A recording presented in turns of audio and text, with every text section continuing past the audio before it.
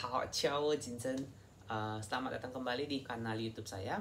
Hari ini kita akan bahas buku Tao Te Ching, Wisdom of Lao Tzu, karya Andrew Wang. Baik, hari ini kita bakal lihat bab 6, bab 7, dan babnya yang ke-8. Ya, langsung aja kita ke babnya yang ke-6 ya teman-teman. Untuk video bab-bab sebelumnya teman-teman boleh lihat pembahasannya di video di kanal YouTube saya. Oke, bab 6 ini judulnya adalah Lembah Dewata Tidak Pernah Mati. Jadi di sini Lembah Dewata ini digambarin sebagai satu dataran rendah yang kiri kanannya itu dikelilingi oleh lereng-lereng teman-teman. Nah,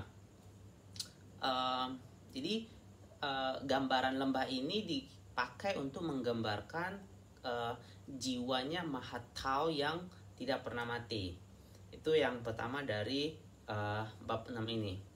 Kemudian juga di bab 6 ini dikatakan menurut Lao Tzu bahwa tubuhnya Tao itu seperti ruang hampa atau ruang hampa, ruang kosong. Dan juga dia digambarkan sebagai suatu lembah yang mana di lembah atau di ruang yang kosong itu kehidupan diciptakan, kehidupan bertumbuh dengan misteriusnya. Baik, itu untuk yang poin kedua dari bab 6. Kemudian poin ketiganya dikatakan bahwa Lao Tzu menggambarkan bahwa sebenarnya lembah dewata yang misterius itu dia memiliki sifat keibu-ibuan. Jadi teman-teman seperti seorang ibu yang melahirkan, kemudian membesarkan, mendidik dengan kasih sayang dan juga berkorban buat anak-anaknya, sama halnya juga bahwa Tao di sini sang ibu dari kehidupan yang ada di bumi ini juga melakukan hal yang sama. Jadi Tao itu sendiri juga melahirkan, membesarkan, mendidik, memberi kasih sayang, bahkan berkorban untuk ciptaannya, untuk alam semesta. Baik, teman-teman, kurang lebih itu untuk bab 6 ya. Jadi lembah dewata tidak pernah mati, itu penggambaran untuk jiwa Tao. Baik, kita akan pindah ke babnya yang ke-7. Bab yang ke-7 ini berbicara mengenai langit dan bumi yang nan kekal. Nah, langit di sini digambarkan sebagai Tian dan bumi itu Ti. Nah, Tian dan Ti ini bersifat kekal. Kenapa? Menurut Lao Tzu karena mereka sendiri hadir bukan untuk diri mereka sendiri, tetapi Tian dan Ti ini hadir untuk memberikan kehidupan kepada segala makhluk yang ada di bumi ini.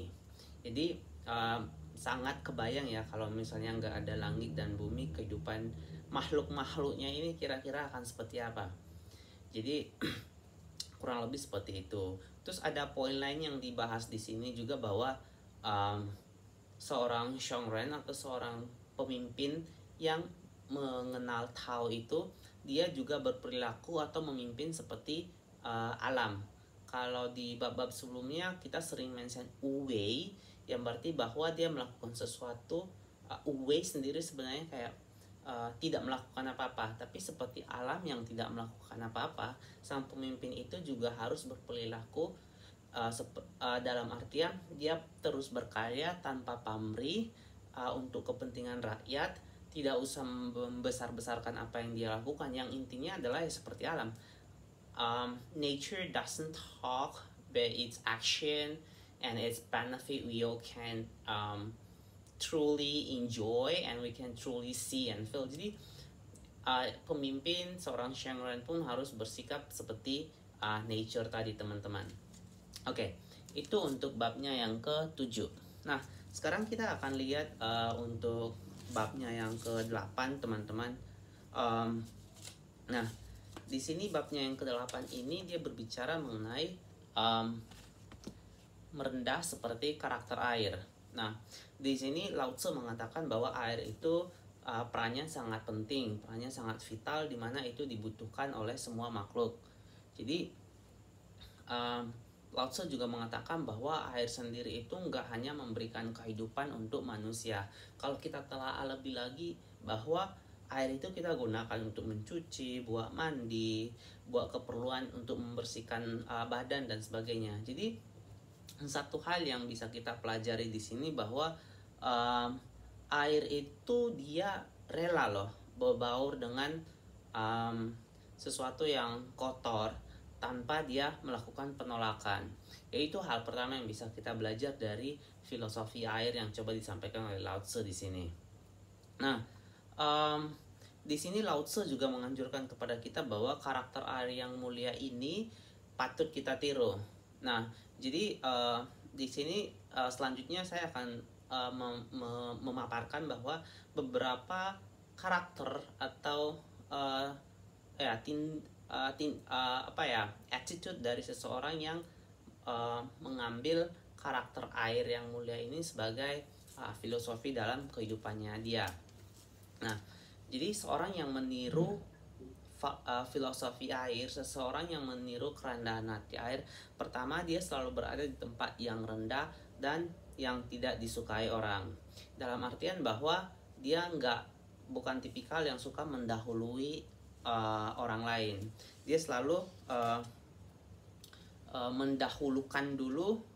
dia selalu mendahulukan orang lain ketimbang dirinya sendiri.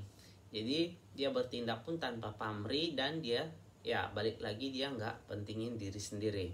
Oke, itu yang pertama dari orang kalau memiliki belajar dari sifat mulia air, gimana dia akan bertindak.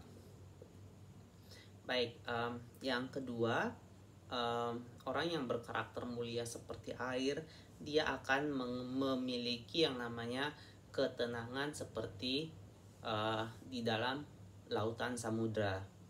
Jadi dalam artian orang ini dia tenang dalam menghadapi kehidupan, situasi apapun itu, dan juga dia bersifat dia tidak terpengaruh oleh lingkungan.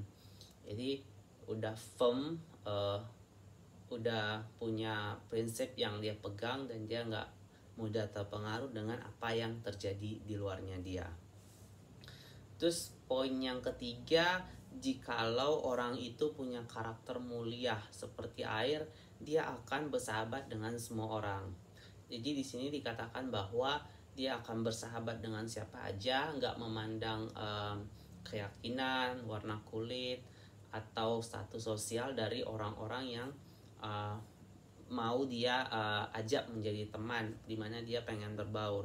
Kemudian juga di sini dikatakan bahwa orang itu bakal menunjukkan cinta kasihnya kepada teman-temannya dia tanpa memandang latar belakang, status sosial atau apapun itu, teman-teman.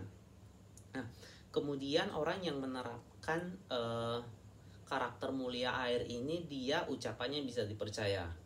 Nah, jadi di sini Lao Tzu menggambarkan bahwa seperti air hujan yang akan datang pada waktunya, sama juga perkataan orang-orang yang menggunakan memiliki karakter mulia air ini. Jadi apa yang mereka katakan bisa dipercaya. Kurang lebih mereka adalah orang-orang yang memiliki integritas. Kemudian yang kelima adalah mereka itu bekerja di koridor yang benar. Jadi artinya adalah bekerja dengan adil, bekerja dengan jujur. Kemudian yang keenam dikatakan bahwa bekerja sesuai dengan kemampuan. Jadi orang-orang yang memiliki karakter murni, karakter mulia seperti air ini, mereka akan bekerja disesuaikan dengan kemampuan mereka.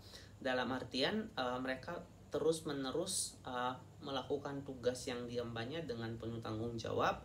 Terus mereka selalu mengupayakan untuk meningkatkan skill, kemampuan mereka agar prestasi ataupun hasil kerja mereka itu makin meningkat. Dan yang paling aku senang di sini, dia bilang bahwa orang yang memiliki karakter mulia seperti air itu mereka kerjanya nggak asal-asalan.